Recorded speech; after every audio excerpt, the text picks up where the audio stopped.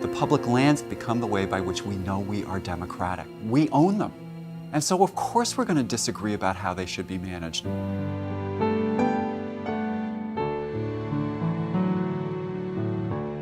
For the first 100 years of the American Republic, our attitude towards the public lands was to get rid of them. General Land Office is just giving it all away as fast as possible. That a nation would decide that some lands will never be given away, that they will be held in the hands of the people. It's a remarkable step for a nation to make.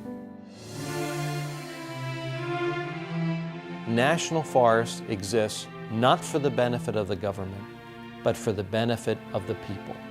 The Forest Service always promised the American people that wisely managed these lands could be used for hundreds of years to come. The people who are recruited into it are immensely idealistic, and they really do think that they know best. And sometimes they get into trouble in a democratic context because of that. The Forest Service was characterized by a palpable uniformity in gender, ethnicity, background, education, and profession. We didn't get a full-size badge. I now have full-size badge, so you can see how far we've come.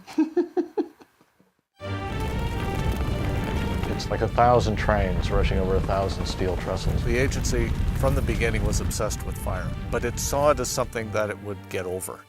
Remember, only you can prevent forest fires. 'Cause everybody knows that he's the fire-preventing bear, Smokey the Bear. Smokey Bear had a midlife crisis. He was 50 years old in a year when 34 firefighters were killed.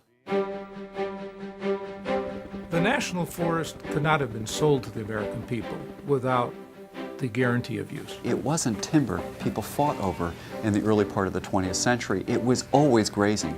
Drawing lines on a map solves a lot of conflicts if you can agree on where the line is. The heat was on to get the cutout, and timber was king.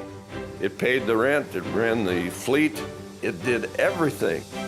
Recreationists are also increasing their use of the National Forest, and they're going to run smack dab into each other. It's about ecosystems. Do they want them preserved and locked up and people kept out, or do they want them managed for multiple uses? Our western campgrounds have been taken over by hippie types.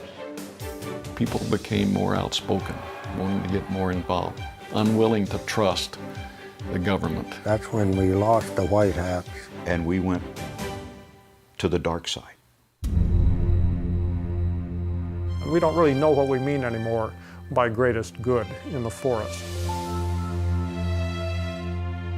Finding the greatest good, of course, is a tremendous challenge because it changes over the years. Whose greatest good is it now? Whose greatest good will it be later?